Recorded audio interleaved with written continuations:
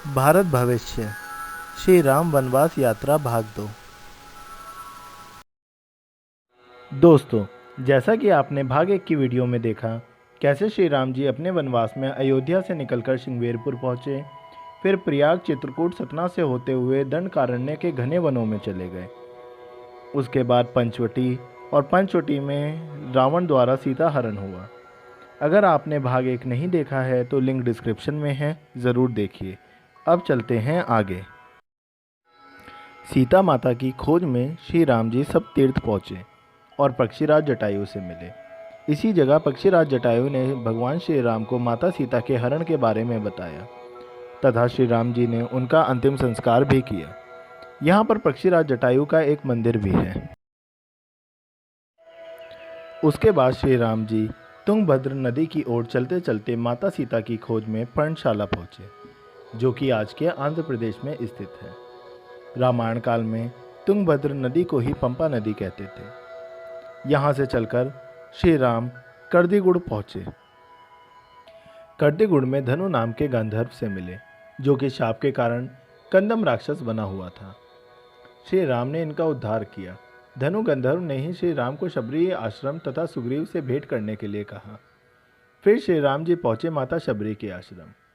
शबरी माता ने प्रभु श्री राम को जंगली बेर खिलाए, जो कि पहले से ही शबरी माता ने चख रखे थे, ताकि उन्हें पता चल पाए बेर मीठे हैं या नहीं। शबरी माता जन्म से भील कन्या थी तथा मतंग ऋषि की शिष्य थी।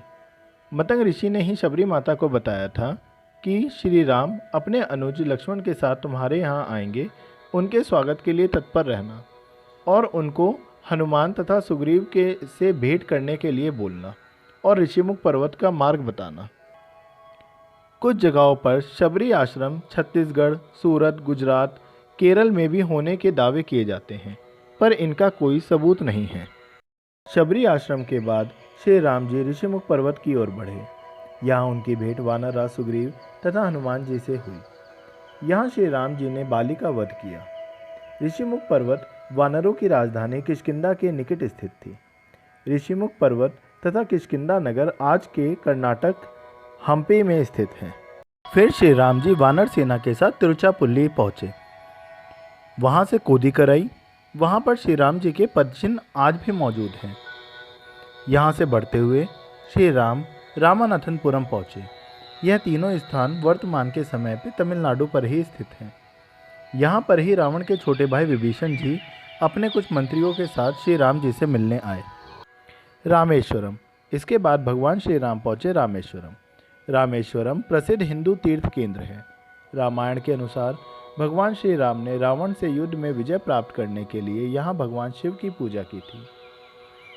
रामेश्वरम का शिवलिंग श्री राम द्वारा स्थापित है। यहाँ से ही राम सेतु की शुरुआत मानी जाती है, जो कि विश्वकर्मा जी के पुत्र नल और नील ने श्री राम की आज्ञा से प्रारंभ किया था। इस सेतु का प्रमाण की पुष्टि नासा भी कर चुकी है। कुछ मान्यताओं के अनुसार यहाँ श्री राम समुद्र देवता पर गुस्सा हो गए थे, इस वजह से यहाँ का समुद्र शांत रहता है। भारत से राम सेतु की शुरुआत जहाँ से हुई उस जगह को धनुषकोटि कहते हैं, क्योंकि राम सेतु का आकार धनुष के समान ही है। यह सेतु धनुषकोटि से होते हुए लंका के आज के मन्नार आइलैंड के पास तक जाता है। यह 48 किलोमीटर लंबा सेतु केवल 5 दिनों में ही बन गया था। राम सेतु को पार कर श्री राम जी पहुँचे लंका पर। लंका के बीच में वासगा मुआ है। कहते हैं यहीं पर रावण का महल था।